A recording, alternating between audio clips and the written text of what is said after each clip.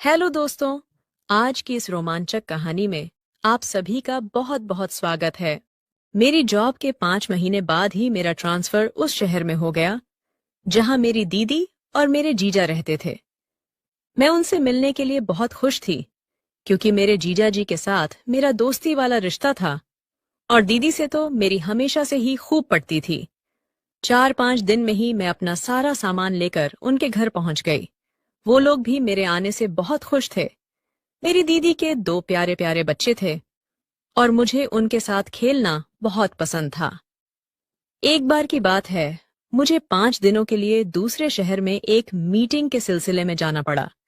मैंने दीदी और जीजाजी को मीटिंग के बारे में बताया और अपना कुछ सामान लेकर वहां से निकल गई। लेकिन जैसे ही मैं फ्लाइट में बैठने वाली थी, तभी हमारे बॉस ने बताया कि जो विदेशी लोग हमसे मीटिंग करने के लिए आ रहे थे, वो अब नहीं आ पाएंगे।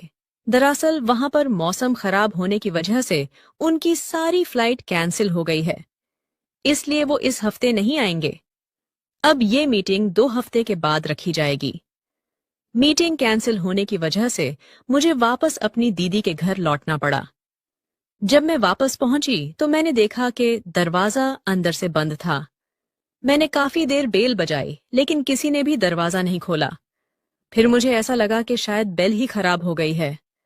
उसके बाद मैं बहुत देर तक दरवाजे को खटखटाती रही, लेकिन किसी ने भी दरवाजा नहीं खोला। अब मुझे थोड़ी सी टेंशन होने लगी थी कि कहीं दीदी को कुछ हो तो नहीं गया है, क्योंकि जीजू भी सुबह ऑफिस चले जाते हैं और सीधा शाम को ही वापस आते हैं, और अक्सर जीजू अपने काम के सिलसिले में शहर से बाहर ही रहते हैं। बच्चे भी स्कूल गए होंगे, तो इस वक्त दीदी घर में अकेली ही होंगी। कहीं ऐसा तो नहीं कि उनकी तबीयत खराब हो गई हो। मुझे बहुत टेंशन होने लगी। मेरे पास कोई दूसरी चाबी भी नहीं थी। इस वजह से मैं उनके घर के अंदर जाने का रास्ता ढूंढने लगी। जब मैं पीछे की तरफ गई तो मैंने देखा कि उनकी किचन की खिड़की खुली हुई थी, जिसे देखकर मुझे थोड़ी तसल्ली मिली। मैं तुरंत ही खिड़की के रास्ते घर के अंदर कूदी, लेकिन मुझे दीदी कहीं दिखाई नहीं दे रही थीं। तभी थोड़ा आगे बढ़ने पर मुझे डाइनिंग टेबल पे कुछ गुलाब के फूल रखे दिखाई दिए और दीदी के कमरे से कुछ अजीब सी आवाजें आ रही थीं। इसलिए मैं उसकी तरफ बढ़ गई। उनके कमरे का दरवाजा थोड़ा सा खुला हुआ था। तभी मैंने सामने वो नजारा देखा जो मुझे नहीं देखना चाहिए था। मेरी दीदी और जीजू आपस में खोए हुए थे और दीदी मेरी जीजू के साथ वो सब कर रही थीं। वो दोनों पूरे जोश में थे और शायद इसीलिए उन्हें डोरबेल की कोई आवाज नहीं आई। मैं तुरंत ही पीछे हट गई, क्योंकि उनके इस तरह के पलों को मुझे नहीं देखना चाहिए था। मैं मन ही मन बड़ी शर्मिंदगी महसूस करने लगी थी कि मैंने उन्हें इस तरह की अवस्था में देख लिया। मुझे लगा कि मुझे वापस बाहर जाना होगा, क्योंकि अगर उन्हें पता चला कि मैं इस तरह से अंदर आ गई और मैंने उन्हें वो सब करते देख लिया, तो उन लोगों को भी बहुत शर्मिंदगी महसूस होगी। मैं तुरंत ही खिड़की के रास्ते वापस बाहर निकल आई। मैंने सोचा कि ऐसा करती हूँ, किसी रेस्टोरेंट में जाकर 2-3 घंटे बिता आती हूँ। तब तक वो दोनों अपने प्यार भरे पलों को एंजॉय कर लेंगे। यही सब सोचकर मैं वहीं के एक फेमस होटल में पहुंच गई। अभी मैं वहां बैठकर अपने ऑर्डर का इंतजार ही कर रही थी कि तभी मैंने जीजू को कुछ लोगों के साथ बाहर निकलते हुए देखा। उन्हें देखकर तो मेरे होश ही उड़ गए कि जीजू तो घर पर थे, लेकिन फिर वो अचानक यहाँ कैसे आ गए। ये मेरे लिए बहुत ही हैरान कर देने वाली बात थी। इसलिए मैं अपने कदमों को रोक नहीं पाई और तुरंत उनके पीछे गई। मैंने उन्हें कई बार आवाज दी। मेरी आवाज सुनकर वो पीछे पलटे और मुझे वहां देखकर वो खुद बुरी तरह से चौंक गए। वो बोले कि तुम तो बाहर जाने वाली थी, फिर तुम यहाँ क्या कर रही हो? मैंने कहा कि जीजू, दरअसल अचानक से मेरी मीटिंग कैंसिल हो गई थी, लेकिन आप यहाँ क्या कर रहे हो? वो कहने लगे कि मैं तो आज सुबह से यहीं पर हूँ और अब जाकर मेरी मीटिंग खत्म हुई है। अब मैं वापस ऑफिस जा रहा था। लेकिन अगर तुम्हारी मीटिंग कैंसिल हो गई तो तुम यहाँ क्या कर रही थी? तुम्हें तो घर जाना चाहिए था। घर का नाम सुनते ही मेरे दिमाग में दीदी की उस तरह की पोजीशन घूमने लगी। इसका मतलब उस वक्त मैंने जिस इंसान को दीदी के नीचे लेटे देखा था, वो जीजू नहीं थे, वो कोई और था। इसका मतलब क्या मेरी दीदी मेरे जीजू को धोखा दे रही हैं? एक साथ मेरे दिमाग में न जाने कितने सारे सवाल आने लगे और मैं अपनी सोच में गुम हो गई। तभी जीजू मुझे हिलाते हुए बोले कि संजना, तुम किस सोच में पड़ गई हो? मैं तुमसे पूछ रहा हूँ कि तुम वापस घर क्यों नहीं गई? तुम यहाँ क्या कर रही हो? अब मुझे कुछ समझ नहीं आ रहा था कि मैं उन्हें क्या बताऊं कि मेरे दिमाग में क्या क्या चल रहा है। मैं उन्हें किस मुंह से बताती कि मैं घर तो गई थी, लेकिन मैंने वहां पर कुछ ऐसा देखा जिसे देखने के बाद मैं बाहर आ गई। मैंने उनसे बहाना करते हुए कहा कि दरअसल जीजू, मेरी एक फ्रेंड ने अचानक मुझे यहाँ पर मिलने के लिए बुला लिया, तो बस मैं उसी का इंतजार कर रही थी। मेरी बात सुनकर जीजू निश्चिंत हुए और बोले कि अच्छा फिर ठीक है, तुम अपनी फ्रेंड से मिलकर सीधा घर चली जाना और अब मैं ऑफिस जा रहा हूँ। उसके बाद जीजू अपने ऑफिस के लिए निकल गए, लेकिन मेरा तो सर दर्द की वजह से फटा जा रहा था। मुझे कुछ भी समझ नहीं आ रहा था कि आखिर ये सब क्या हो रहा है। मैं तुरंत ही वहां से घर के लिए निकली। इस बार जब मैंने दरवाजा खटखटाया तो पहली बार में ही दीदी ने दरवाजा खोल दिया। मुझे सामने देखकर दीदी बुरी तरह से चौंक गई और बोली कि तू तो मीटिंग के लिए गई हुई थी, फिर अचानक कैसे आ गई? तो मैंने उनसे कहा कि दरअसल मेरी मीटिंग कैंसिल हो गई थी, बस इसीलिए मुझे वापस आना पड़ा। उसके बाद वो मुझसे बिल्कुल नॉर्मल तरीके से बात कर रही थी, जैसे कि वो हमेशा से करती आई थी। मुझे अभी तक यकीन नहीं हो रहा था कि मैंने दीदी को उस वक्त किसी और के साथ देखा था। मैंने एक बार फिर से खुद को सांत्वना देने के लिए दीदी से पूछा कि क्या जीजू दोपहर को घर वापस आए थे? तो वो कहने लगी कि तुम्हें तो पता ही है कि तुम्हारे जीजू ज्यादातर अपने काम के सिलसिले में बाहर ही रहते हैं, और जब यहाँ होते हैं तो वो सुबह ऑफिस के लिए निकल जाते हैं और सीधा रात में ही वापस आते हैं। लेकिन तुम ये सब क्यों पूछ रही हो? तो मैं उनसे कहा कि कुछ नहीं, बस ऐसे ही पूछ रही थी। उसके बाद मैं खाना खाकर चुपचाप अपने कमरे में बैठ गई, लेकिन मेरे दिमाग में अभी भी वही दृश्य चल रहा था जो मैंने कुछ घंटे पहले देखा था। दीदी के दोनों बच्चे मेरे साथ खेल रहे थे, लेकिन आज मेरा उनके साथ खेलने का बिल्कुल मन नहीं कर रहा था। मुझे बार बार रोना सा आ रहा था। मेरा दिल कर रहा था कि मैं दीदी से जाकर पूछ लूं कि आखिर वो ये सब क्यों कर रही हैं।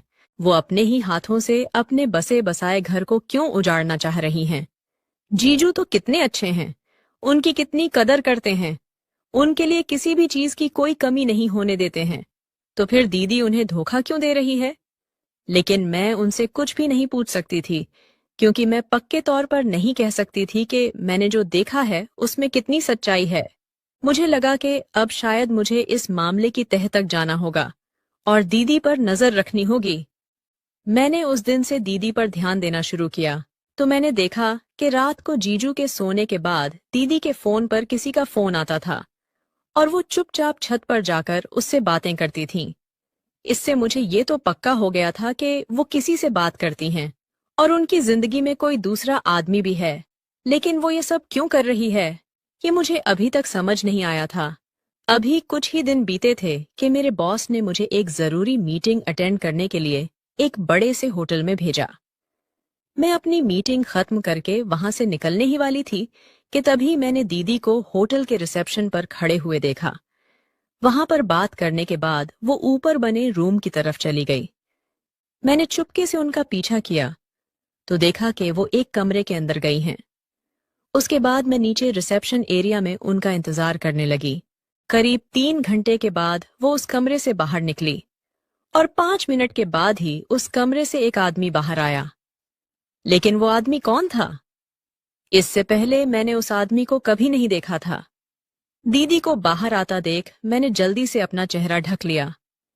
फिर मैंने देखा कि वो आदमी तो वहां से चला गया है, लेकिन दीदी अभी भी होटल के बाहर खड़ी थी। मुझे लगा कि न जाने वो किसका इंतजार कर रही हैं। तभी एक टैक्सी उनके सामने आकर रुकी और वो उस टैक्सी में बैठकर कहीं जाने लगी। मैंने भी तुरंत ही एक दूसरी टैक्सी बुलाई और उस टैक्सी को दीदी की टैक्सी का पीछा करने के लिए कहा। मुझे लगा कि शायद दीदी घर जा रही होंगी, लेकिन घर का रास्ता तो पीछे ही छूट गया था। तो आखिर दीदी कहाँ जा रही थी? अभी हमारी टैक्सी आगे के रास्ते पर बढ़ ही रही थी कि फिर से दीदी की टैक्सी एक दूसरे होटल के पास जाकर रुकी। उसके बाद वो टैक्सी से उतरकर होटल के अंदर चली गई। मैं भी छुपकर उनके पीछे गई। वो लिफ्ट से होते हुए उस होटल के एक रूम के अंदर चली गई और उस रूम से भी वो करीब 2 से 3 घंटे के बाद बाहर आई। इस बार वो जिस आदमी के साथ बाहर आई थी उसे देखकर मेरे होश ही उड़ गए, क्योंकि वो आदमी मेरे बड़े भाई राजन का दोस्त था। पर वो इतनी दूर यहाँ पर क्या कर रहा था? और दीदी उसे इस होटल के कमरे में चुपचाप मिलने क्यों आई थी? मुझे ये सारा माजरा समझ ही नहीं आ रहा था। वो दोनों एक साथ होटल से बाहर निकले, लेकिन अलग अलग टैक्सी में बैठकर कहीं चले गए। मेरे दिमाग में काम करना बंद कर दिया था। क्या दीदी एक साथ कई सारे आदमियों के साथ? मैंने अपने आप से कहा कि मैं अपनी बहन के बारे में ऐसा कैसे सोच सकती हूँ। बचपन से लेकर आज तक मैंने अपनी बहन को कभी भी ऐसी कोई हरकत करते नहीं देखा जिससे मुझे उसके चरित्र पर शक हो। लेकिन फिर आज जो मैं अपनी आंखों से देख रही हूँ वो क्या है? वो इन सब लोगों के साथ होटल के कमरों में जाकर आखिर क्या कर रही थी? शाम को जब मैं वापस घर आई तो मैंने देखा कि दीदी बहुत ज्यादा परेशान थी। मैंने उनसे पूछा कि आप इतना परेशान क्यों हो? तो वो कहने लगी कि मैं घर में अकेली रहती रहती बोर हो जाती हूँ। तुम लोग भी अपने अपने काम पर निकल जाते हो, बच्चे भी स्कूल चले जाते हैं। तुम लोगों में से किसी के पास इतना टाइम नहीं है कि कभी मुझे बाहर ले जाकर घुमा दो। एक काम करो, तुम और तुम्हारे जीजू एक दिन के लिए ऑफिस से छुट्टी ले लो, फिर हम सब कहीं बाहर घूमने चलते हैं। बहुत दिन हो गए हैं, मैं भी कहीं नहीं गई हूँ और बच्चे भी कहीं नहीं गए हैं। मैंने उस वक्त उनकी हाँ में हाँ मिला दी, लेकिन मैं अपनी दीदी का सफेद झूठ सुनकर दंग रह गई थी। मैंने आज ही दीदी को इतने सारे होटल के चक्कर लगाते देखा था, लेकिन ऐसे जाता रही हैं जैसे घर से बाहर ही ना निकलती हों। अभी कुछ दिन ही बीते थे कि एक दिन फिर से ऐसा हुआ कि मैं ऑफिस से जल्दी घर आ गई और आज भी दीदी दरवाजा नहीं खोल रही थी। मैं समझ गई कि उस दिन जो आदमी घर आया था शायद वही आदमी आज भी आया होगा। ये सोचकर मुझे बहुत गुस्सा आ गया। मैंने सोचा कि आज मैं इन लोगों को छोड़ूंगी नहीं। दीदी जीजू के साथ बहुत गलत कर रही हैं। उन्हें एक बार भी अपने बच्चों का ख्याल नहीं आता है। वो अपनी हवस में इस कदर अंधी हो गई हैं कि अपनी सारी सीमाएं भूल गई हैं। मैं तुरंत ही किचन के रास्ते घर के अंदर पहुंची तो देखा कि अंदर तो सब कुछ बिखरा हुआ पड़ा था। तभी दीदी के कमरे से उनके चीखने की आवाज आई। मैं तुरंत ही उनके कमरे में पहुंची तो मैंने देखा कि वही पहले वाला आदमी दीदी के साथ जबरदस्ती करने की कोशिश कर रहा था। मैंने आओ देखा ना ताओ, और तुरंत ही पीछे से उसके सिर पर डंडे से वार किया। वो तुरंत ही बेहोश होकर जमीन पर गिर गया। मुझे सामने देखकर दीदी मेरे गले लगकर रोने लगी और बोली कि संजना, तूने सही टाइम पर आकर मुझे बचा लिया। मैंने दीदी से पूछा कि ये आदमी कौन है और यहाँ क्या कर रहा था? दीदी मुझे कहने लगी कि ये एक चोर था और यहाँ चोरी करने आया था। मैंने दीदी से कहा कि अब मैं आपका एक और झूठ बर्दाश्त नहीं करूंगी। आपकी झूठी बातें सुन सुनकर मेरे कान पक चुके हैं। मेरी बात सुनकर दीदी हैरत भरी नजरों से मुझे देखने लगीं। मैंने उनसे कहा कि आपको क्या लगता है कि मुझे आपकी काली करतूतों के बारे में कोई जानकारी नहीं है? मैं कुछ ही दिन पहले आपको और इस आदमी को इसी कमरे में गंदी हरकतें करते देख चुकी हूँ। और तो और मैंने आपको इस आदमी के साथ होटल के कमरे से बाहर निकलते हुए भी देखा था। मेरी ये बातें सुनकर दीदी की आंखें फटी की फटी रह गईं। वो तुरंत ही मेरे पैरों में गिरकर रोने लगी और गिड़गिड़ाने लगी कि संजना, इस सब बारे में अपने जीजू को कुछ मत बताना। मैं तुम्हारे आगे हाथ जोड़ती हूँ, मेरा बसा बसाया घर बर्बाद होने से बचा लो। मैंने उनसे कहा कि आप अपने ये मगरमच्छ के आंसू कहीं और बहाना। आपको ये सब हरकतें करते हुए एक बार भी शर्म नहीं आई। आप ना जाने कितने आदमियों के साथ कितने होटल के कमरों में जा चुकी हो। मैंने आपको राजन भैया के एक दोस्त के साथ भी देखा था। अरे, आप जैसी औरत को तो डूब मरना चाहिए जो बाकी औरतों का भी नाम खराब करती है। दीदी कहने लगी कि तुम सच कह रही हो संजना, मेरे जैसी औरत को जिंदा रहने का कोई हक नहीं है। याक है। उसके बाद वो तुरंत ही दौड़कर अपनी अलमारी के पास पहुंची और उन्होंने उसमें से एक बंदूक निकाल ली। वो अपने सिर पर गोली चलाने ही वाली थी कि तभी मैंने उनका हाथ पकड़कर उनसे बंदूक छीन ली।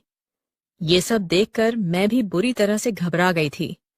मैंने उनसे कहा कि अगर आपको अपने के पर इतनी ही शर्मिंदगी है तो आप ये सब कर ही क्यों रही थीं? वो कहने लगी कि ये सब मैं अपनी खुशी से नहीं कर रही थी, बल्कि मैं मजबूर थी, क्योंकि ये आदमी मुझे ब्लैकमेल कर रहा था। दीदी के मुंह से ब्लैकमेलिंग की बात सुनकर तो मैं दंग रह गई। मैंने दीदी से हैरान होकर पूछा कि आखिर ये आदमी आपको ब्लैकमेल क्यों कर रहा था? दीदी बोली कि आज मैं तुम्हें सब कुछ बताऊंगी, लेकिन वादा करो कि तुम मेरी मदद करोगी। मैं इस जाल में बुरी तरह से फंस चुकी हूं और अब इससे निकल पाना मेरे अकेले के बस की बात नहीं है। मैंने उनसे कहा कि अगर आप मुझे सब कुछ सच सच बताएंगी तो ही मैं आपकी मदद करूंगी। उसके बाद मैंने और दीदी ने उस आदमी को एक कुर्सी पर अच्छे से बांध दिया और उसके मुंह पर कपड़ा लपेट दिया। मैंने दीदी को पानी पिलाया और उन्हें थोड़ा शांत किया। उसके बाद उन्होंने मेरे सामने अपने अतीत के वो पन्ने खोलने शुरू किए जिनके बारे में आज तक कोई नहीं जानता था। दीदी ने कहा कि शादी से पहले जीजू उन्हें बहुत प्यार करते थे। आए दिन कभी डेट पर ले जाते थे तो कभी बाहर घुमाने ले जाते थे, लेकिन बच्चे होने के बाद जीजू ने उन पर ध्यान देना बिल्कुल बंद कर दिया।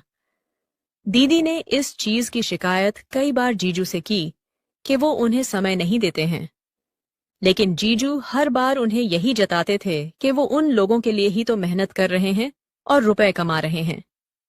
दीदी ने उन्हें कई बार समझाने की कोशिश की कि सिर्फ पैसा ही सब कुछ नहीं होता है, पैसे से हर ख्वाहिश पूरी नहीं की जा सकती है। उन्हें जीजू के समय की जरूरत है, लेकिन जीजू ये सारी बातें समझने को तैयार ही नहीं थे। इस दौरान माँ की तबीयत खराब हुई तो उन्होंने दीदी को कुछ दिनों के लिए अपने पास बुला लिया, क्योंकि उस वक्त मैं भी कॉलेज में थी और भाभी के पिताजी का देहांत हो जाने के कारण भैया और भाभी भी उनके मायके गए हुए थे, जिस वजह से माँ बिल्कुल अकेली थीं। उसके बाद जब दीदी वहां पहुंची तो बच्चों का ध्यान रखने के लिए राजन भैया का दोस्त संजय अक्सर घर आ जाया करता था। ना जाने कैसे, लेकिन उसने दीदी के चेहरे की उदासी को भांप लिया था। उसने धीरे धीरे दीदी से दोस्ती करना शुरू कर दिया। दीदी को भी उसका साथ अच्छा लगने लगा था। वो बच्चों का भी बहुत ध्यान रखता था और बच्चे भी उसके साथ बहुत खुश रहते थे। एक तरह से देखा जाए तो जो खुशियां और क्वालिटी टाइम दीदी को अपने पति से चाहिए थी, वो सब उनको संजय दे रहा था। इसी बीच जब उन्हें फिर वापस वहां से आना पड़ा तो संजय ने उन्हें प्रपोज कर दिया, जिसे सुनकर वो बुरी तरह से चौंक गई और उन्होंने उसके प्रपोजल के लिए इनकार कर दिया। संजय ने उन्हें समझाने की कोशिश की कि कम से कम हमारे बीच अच्छी दोस्ती तो रह सकती है, लेकिन दीदी ने कहा कि अब मैं तुमसे दोस्ती भी नहीं करना चाहती, और उसके बाद वो वहां से वापस जीजू के पास आ गई। लेकिन यहाँ आने के बाद जीजू का अभी भी वही रवैया था। दीदी ने कई तरीके अपनाए जिससे जीजू उन पर ध्यान देना शुरू करें, लेकिन उन्हें तो किसी भी चीज से कोई मतलब नहीं था, और इधर दीदी को उनका अकेलापन खाए जा रहा था। अब दीदी अपनी रोजमर्रा की जिंदगी से ऊब चुकी थी। उन्हें लगने लगा कि शायद वो धीरे धीरे डिप्रेशन का शिकार हो रही है। फिर एक दिन अचानक ही उनके पास संजय का फोन आया। उसने सबसे पहले तो अपनी उस दिन की हरकत के लिए माफी मांगी, और फिर उसने कहा कि कम से कम हम एक अच्छे दोस्त की तरह तो रह ही सकते हैं। दीदी ने सोचा कि दोस्ती में तो कोई बुराई नहीं है, और फिर उस दिन से संजय के साथ उनकी बातचीत शुरू हो गई। धीरे धीरे संजय उनसे मिलने के लिए घर आने लगा, लेकिन संजय का घर आना जीजू को पसंद नहीं आया, इसलिए दीदी ने संजय को घर आने से मना कर दिया। तो संजय ने दीदी से मिलने के लिए होटल का रास्ता चुना।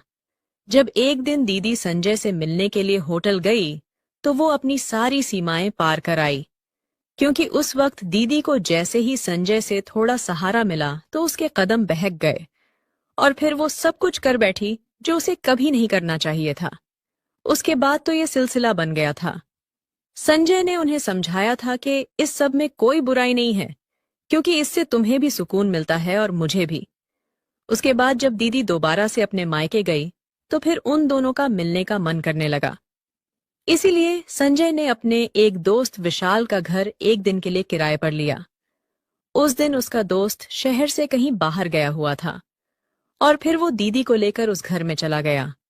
वहां पर दोनों ने अपने अपने शरीर की भूख मिटाई और फिर वो दोनों वापस आ गए। वापस आने के बाद दीदी फिर से अपनी रोज की जिंदगी में लग गई। और और फिर एक दिन संजय का उनके पास फोन आया है और उसने जो खबर दीदी को सुनाई, उसे सुनकर तो दीदी के पैरों तले जमीन निकल गई। संजय ने बताया कि उसके दोस्त विशाल ने उसका और दीदी का उस तरह का वीडियो बना लिया है। दरअसल वो लोग जब लास्ट टाइम उसके घर पर गए थे तो उसने वहां पर कैमरा लगा दिया था जिसमें सब कुछ रिकॉर्ड हो गया था और अब वो संजय को ब्लैकमेल कर रहा है। ये सुनकर तो दीदी के होश ही उड़ गए। दीदी ने तुरंत ही जीजू से बहाना बनाया कि वो 2-3 दिनों के लिए मां के पास वापस जाना चाहती हैं। उसके बाद जब दीदी मायके वापस पहुंची तो संजय के दोस्त विशाल ने उनके सामने ये शर्त रखी कि वो ये वीडियो सिर्फ एक शर्त पर डिलीट करेगा। अगर दीदी उसके साथ भी वही सब करें जो वो संजय के साथ करती हैं, उन्हें मजबूरी में वो सब कुछ करना पड़ा जो वो नहीं करना चाहती थी। उसके बाद उन्हें लगा कि शायद अब इस सब से उसका पीछा छूट जाएगा, लेकिन ऐसा कुछ भी नहीं हुआ। अब तो यह सिलसिला ही बन गया था। विशाल उन्हें ब्लैकमेल करने लगा था। उसने दीदी को डरा धमका के घर का पता भी जान लिया था और फिर वो घर आकर भी उनके साथ जबरदस्ती करता था। अब धीरे धीरे वो दीदी से पैसों की डिमांड भी करने लगा था। दीदी बोली कि अब मैं संजय को भी कुछ नहीं बता सकती, क्योंकि अगर उसे पता चलेगा कि मैं उसकी पीठ पीछे उसके दोस्त विशाल के साथ ये सब करती आ रही हूं तो वो मुझे धोखेबाज समझेगा, जबकि मैं धोखेबाज नहीं हूं। और इतना कहकर दीदी फूट फूट कर रोने लगी। तभी मैंने देखा कि विशाल को होश आ रहा है। मैंने तुरंत ही उसका फोन छीना और उसके फोन में पड़ा हुआ वो वीडियो डिलीट कर दिया। मैंने उससे कहा कि अगर आज के बाद तू मेरी दीदी के आसपास भी नजर आया तो मैं तेरी शिकायत पुलिस में कर दूंगी। मेरी बात सुनकर वो जोर जोर से हंसने लगा और बोला कि तुम्हें ऐसा क्यों लगता है कि मेरे फोन से वीडियो डिलीट कर देने से तुम्हारी बहन बच जाएगी? अभी एक वीडियो तो संजय के फोन में भी पड़ा हुआ है। उसकी बात सुनकर तो मेरे और दीदी दोनों के होश उड़ गए। दीदी ने कहा कि आखिर तुम कहना क्या चाहते हो? तब विशाल ने बताया कि ये सब संजय का ही प्लान था। उसने ही कहा था कि वो बहाने से तुम्हें मेरे घर बुला लेगा और फिर तुम्हारा वीडियो तैयार कर लेगा। फिर मैं सामने से आकर तुम्हें ब्लैकमेल करूंगा, तुम्हारे साथ मजे भी लूंगा और तुमसे पैसे भी लूंगा, और फिर वो पैसे मेरे और संजय के बीच में आधे आधे बट जाएंगे। इस तरह से हम दोनों ने मिलकर तुम्हें लूटा और तुम इतनी बेवकूफ औरत निकली कि तुम्हें कभी भनक तक नहीं हुई। सब सुनकर दीदी फूट फूट कर रोने लगी। वो बोली कि अब मेरे पास मरने के अलावा और कोई ऑप्शन नहीं है।